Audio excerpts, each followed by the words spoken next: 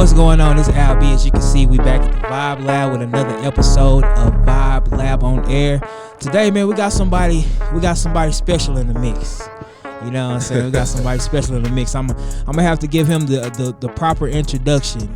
You know, I think so we've been here since 2020, and when we first got here, it was like post COVID a little bit, but it was still kind of COVID.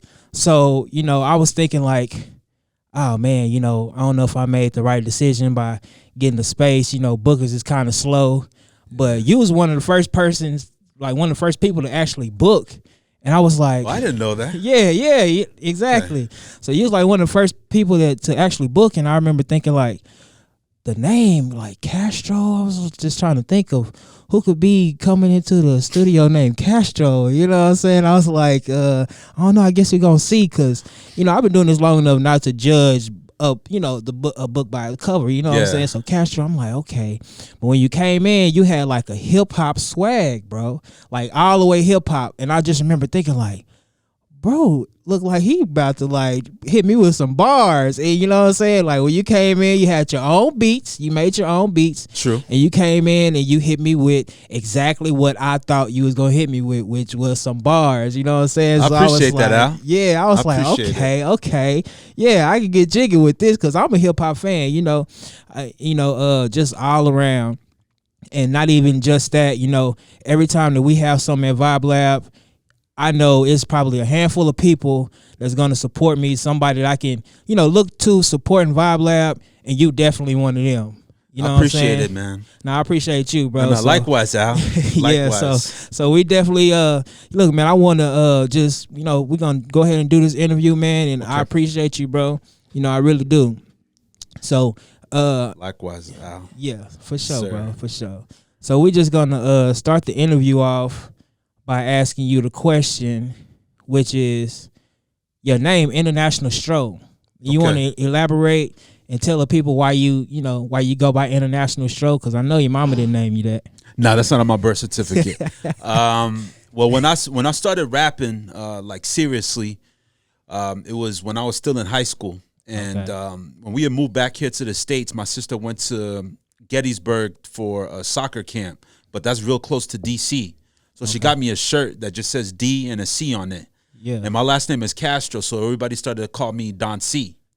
Right? Okay. So that was like my name, and that's what if you hear like old songs, I'm saying Don C. Okay. But there's a guy from Chicago. His name is Kanye West. I don't know if you ever heard of him. Yeah, I might have heard of him. Yeah, he's got a boy that does hats and expensive fashion and luxury stuff, and his name is Don C. So at that point, I was like, nah, I can't use that name anymore because I'm nobody, you know. Yeah, it's kind of it's kind of taken. So then I heard a song by Jay-Z where he said International Hove. And when I was in school, I used to have a homeboy from L.A. He always used to call me Stro instead of calling me Castro. Okay. So everybody at one point was just calling me Stro. Yeah, and I was like, International Stro, and somebody's like, man, you should use that. Yeah, that's it. That's where it comes from, International Stro. That's it, bro. Yeah. Okay, all right. Now you said when you first started talking, you said when y'all first came back to the States, like where was you coming from to come back to the States? Well, growing up, my old man used to work for Texas Instruments, and they sent him overseas. So from when I was born till senior year of high school, we were always living overseas. I moved back to the States. I moved back to Plano my senior year, but I used to live in Singapore. Singapore? Yes, sir. Dang, so all your high school, like you was in Singapore? Yeah, there was like a semester and a half that I was out here in Dallas. Out in Plano, in the suburbs. Yeah, but for the most part, everything else was overseas. Wow, bro, that's crazy. So that's where the international comes from. Okay. Yeah, that's hard, bro. That's hard. So, okay. So would you say that when you was over in Singapore, did that kind of help, you know, kind of shape you as an artist, or how was that experience kind of linked to the artistry, or is it even linked at all? Like, no, it's linked in. It's linked in because you know, during my formative years, that's all I wanted to do was rap and be a part of the culture. Yeah, and you know, it's like the hip hop thing. So Yeah. When I was overseas and my dad was like, "Hey, we're moving back to the States." You know, I just had a wild imagination. I was like, man, I could go back and go see this, go see the basketball games, go to a barber shop and get a haircut with my people. You know, so yeah, it has a lot to do with that as well. That's crazy, bro. Yeah. All right, so like, okay, now I know that you look black like me. Yeah. But you can speak English. I mean, you can speak Spanish. Yeah. So I kind of know your background a little bit, but I just kind of want to get a platform so you can kind of explain, like, how do you know Spanish so well, and like the name International Stro or even Castro. You know, that's more of a Hispanic name. You know. Yeah. Well, the thing is that my mom and dad are from Honduras, which is a country in Central America. Yeah. Okay. So what ended up happening is that my dad was sent out here to the States to go to school when he was like 11, almost 12. And my mom came when she was in, I think, like 8th or 9th grade. Okay. So my parents moved out here, and they met in New York. So my family for a long time was in New York City, and then when my old man was able to get a job, he moved to Texas. Okay. Yes, sir. So that's where the Castro comes from. Okay. And my parents are from a different generation, man. So when they started having us, the main drive was for us to be American. You know, so if you talk to my mom, she's like, "No, you're not Honduran. You're American because you were born here." Yeah, for sure. But Al, I wasn't raised like everybody else. Yeah, so you know. I mean, but that's dope though. Like, you have that much of a background, bro. I did not know that you were raised in Singapore, bro. Like, yeah, that's where the international comes from. So Singapore, okay. So what kind of nationality, like what language do they speak in Singapore? The national language is English, but they have it's a mix of different people there. Right. So you have Chinese people, you have Indian people, you have what I call, or they call Malay, which are the actual like native people from Singapore and Malaysia. Yeah. And then you also have, I know I'm forgetting somebody. I'm sorry, offhand, I don't remember. But yeah, Singapore is a big mix of different people there. And the language is English. That's the national language. Hey, that's dope, bro. Yeah. Hey, you just brought a whole nother meaning to International Stro to me right now, bro. Like, that's crazy. Okay. Yeah. Hey, that's dope. Yeah, for sure. Now, I know that, we've been rocking together, and, you got some memorable bars, you know what I'm saying? But for me, I think one of the most memorable bars is when you said that you're not a one-trick pony, right? Yeah. And when you said that, you were mainly speaking about you not just rapping, you know what I'm saying? Because you also come in with your beats. You come in with your instrumentals, and to me, I think that's dope. You know what I'm saying? So I appreciate it, Al. Yeah, for sure. And then they hard too. Like, you know what I'm saying? Like, Thank you, Al. I've been doing it for a minute, and I had some people come in. Yeah, I make my own beats, and I hear them, and I'm just like, ooh, yeah, you might need to, practice a little more. But yeah, you got your stuff all the way together, bro. Like, what's the process like whenever you think about creating music? Is it always the beat first, or is it like, and if it is the beat, like, what inspires you to make a beat? Like, you just sitting at home, like, you're hearing noise and like, oh, I gotta go make a beat. Like, what is it like? That's a good question. I think that for me, I probably try to stay on top, not as much as I used to, but at least be aware of what's going on and what they're playing, and at least what the mainstream is trying to push. Right. So whatever it is that I listen to, sometimes it may like push me to go and try, like, hey, I like this beat. Let me see if I could try to do it. And that's the main thing, because at some point when I didn't know how to produce, I went to Keep Spinning Academy out here. Okay. And they kind of gave me a better understanding of what I needed to do to put my sounds together. But the funny thing is that when I was at Keep Spinning, only thing I was wanting to learn how to do was make trap music. Right? So so just, Metro Boomin, Shorty Red, like all the trap stuff that we've listened to from Jeezy and T.I. all the way to right now with Lil Baby.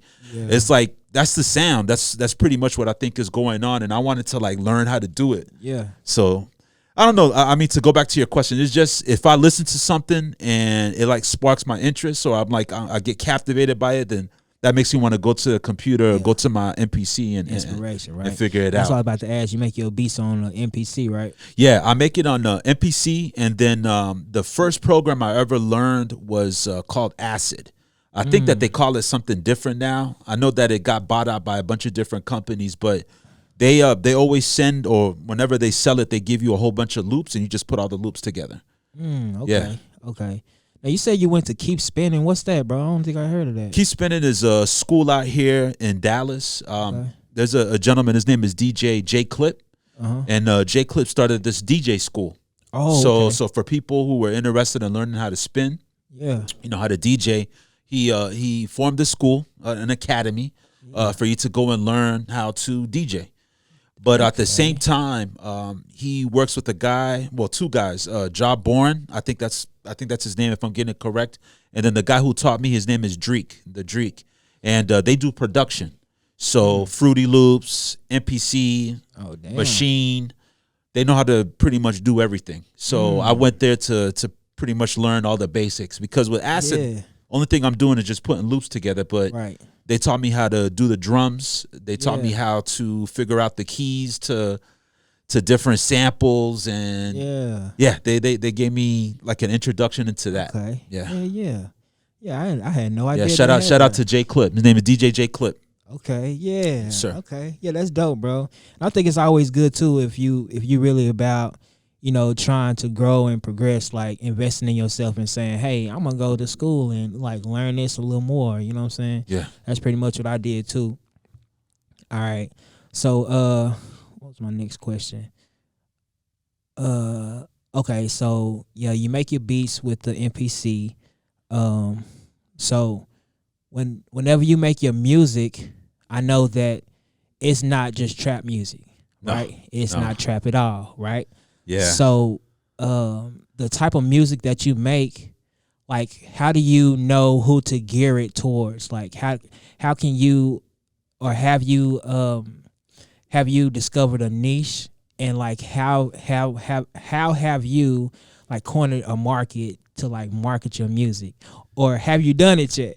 I haven't done it yet. Okay. That's what I'm working on now. Okay. The thing is that with learning how to produce, I listen to everything really, and I know people always say that and they BSing, but I really like listen to Amapiano. I like trap. I like salsa. I like merengue. I like bachata. You like I like boom bap.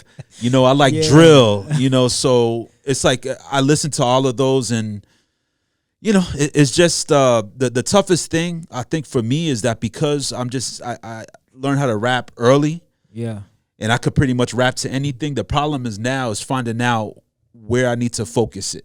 Right. So, like with the stuff I've been doing for maybe the last year has all been pretty much like the jazz rap, like the native tongue sound. Yeah. And I've produced and I've made a lot of those beats already. And I've been writing to them and trying to collaborate with people. But now trying to focus on finding that crowd that appreciates it so I can just sell to them and entertain that group of people. But that's tough, Al.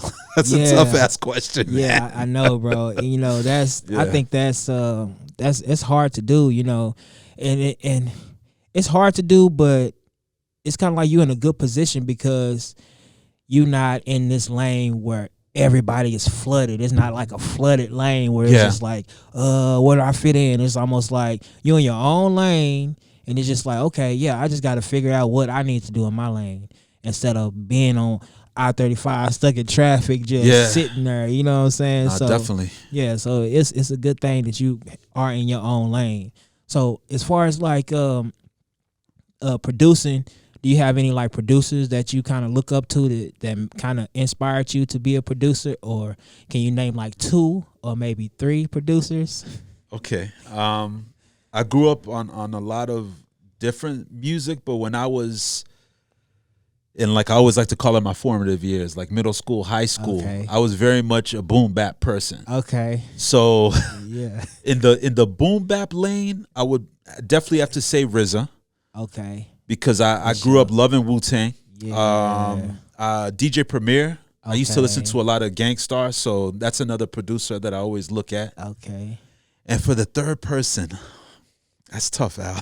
Man, It's tough. It's tough. I'll just stick with Primo and RZA right now. So yeah, that's 2. All right, so we got 2 producers. What about 2 artists that you can say that kind of inspired you to do what you do a little bit? Man, I'm not gonna lie. My favorite MC is Nas.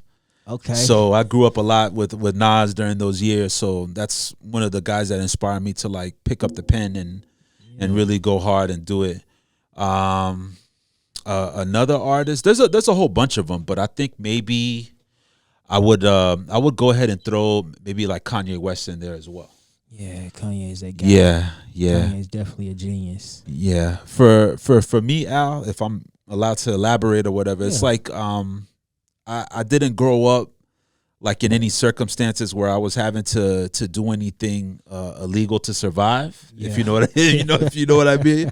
And I think that like when Kanye came out, I related a lot to what he was doing, and I was like, man, I could do that. Yeah. So that's why I have to give it to him. Give it up to Kanye and say that he's one of the guys that influenced me when I was that's dope, putting bro. everything together. I never really thought about Kanye like that, but for sure when he came out, it was mainly, before he came out, it was mainly just like you have to be this or you have to be that to be a rapper. But when he came out, he made it cool to be yourself, Yeah. Like he said he was a college dropout. Like, you know what I'm saying? And at the time it's just like, yeah, bro, like you just gotta you can be yourself. It's cool to be yourself. Yeah. And I'm glad he, kind of took off the way that he did too, because I mean, I'm pretty sure he inspired a lot of people. Nah, you got to think about it. Without him, there, Travis Scott, Kid Cudi, Childish Gambino, Tyler the Creator. We can go on and on and on about everybody because he changed the game. He made a shift in the game. He did. Shout out Kanye, man. Yeah, that guy's a genius. Yeah, bro. So we made a lot of tracks, bro. Like I think maybe it's maybe out of you and like maybe 2 other guys. Like we make tracks, bro. Yeah. Like we got some music. I mean, do you have anything out right now that you kind of want people to listen to? Like just, hey, I got this project out or I got this single out. Just anything like the latest things you have out. You want? Yeah, the latest one that I dropped was called it's called Taking Off. And I got another single coming up called Above and Beyond. So Above and Beyond. So like I was saying, maybe like it's been about like a year and a half. I've been trying to focus on doing the native tongues type of production. So shout out to Q-Tip. Oh yeah. Shout out to rest in peace to Jay Dilla. But that type of mode where it's the jazz.